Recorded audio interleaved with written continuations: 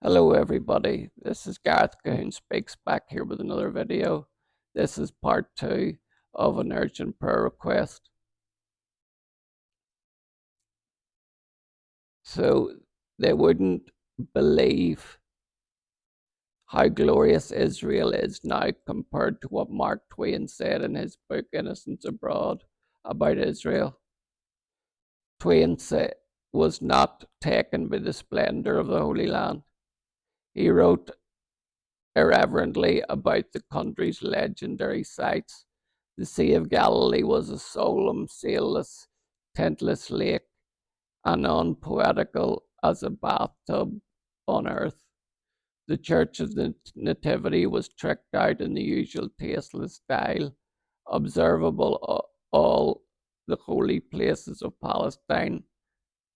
Advertisement throughout Innocents Abroad, Twain explicitly states that the area was desolate and devoid of inhabitants. His group entered Palestine from the north, passing through such sites as the Sea of Galilee, the Benias, Nazareth, Jenin, and Nablus. Riding on horseback through the Jezreel Valley, Twain observed, "There is not a solitary village throughout its whole extent, not for 30 miles in either direction. There are 2 or 3 small clusters of Bedouin tents, but not a single permanent habitation. One may ride 10 miles hereabouts and not see 10 human beings." He continues, "Of all the land there are for dismal scenery, I think Palestine must be the prince. Can the curse of the deity beautify a land? Palestine sits in sackcloth and ashes. Over it broods the spell of a curse that has withered its fields and fettered its energies. You see, Israel is nothing more, nothing less than a miracle of biblical proportions. No other people have been scattered from their land for 2,000 years. Then to be brought back, no other land has lost their language, only for it to be revived again. No other people have systematically been hunted all over the 4 corners of this world, only to keep their faith, their language, their land, and their culture. Can you not see the two had to work hand in hand together? Um, some people say that it was their strength that made the Jews keep Yahweh, but I believe it was the strength of Yahweh that kept the Jews. I don't speak because I have the power to speak. I speak because I don't have the power to remain silent. Because if we remain silent at this time, who will speak on their behalf? Why is there people marching on the streets, crying jihad? Gas the Jews. From the river to the sea, Palestine will be free. They are half right. From the river to the sea, Israel will always be free. And I couldn't imagine why these people were allowed to hang their Palestinian flag over our war heroes and dress them in a mass gear without the police stopping it. What were they marching for anyway? It was them that entered Israel by force. It was them that bombed their own hospital. It was them that dug terror tunnels under their hospitals, schools, kindergartens, government buildings, even the UN buildings. But of course, it was the useless nothings that knew nothing about it, if you could believe that. It is a travesty that the poor Palestinians were subjected to this in school. From the age of 3 years old, they are taught that Palestine is their land. They are taught about terrorists that killed the Jews and how to honor them. They are taught that martyrdom is a righteous endeavor and it will give them glory in death. They are taught exactly where to stab in the right place to cause the most effect. They are trained to hate Jewish people, calling them names like vermin and filth.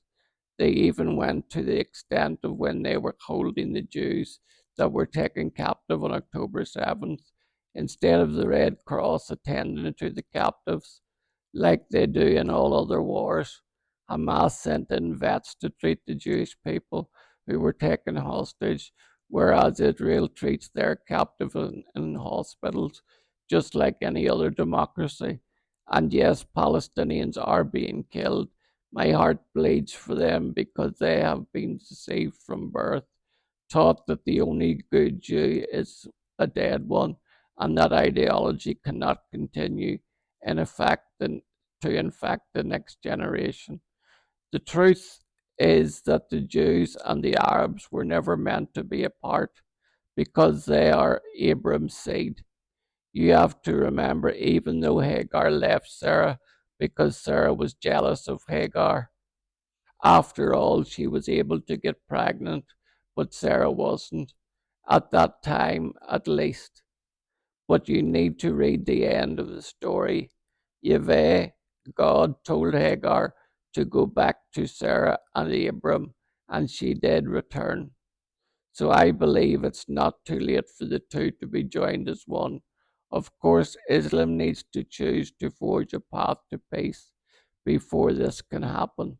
Because if the Palestinian Muslims were to lay down their weapons tomorrow, there would be peace.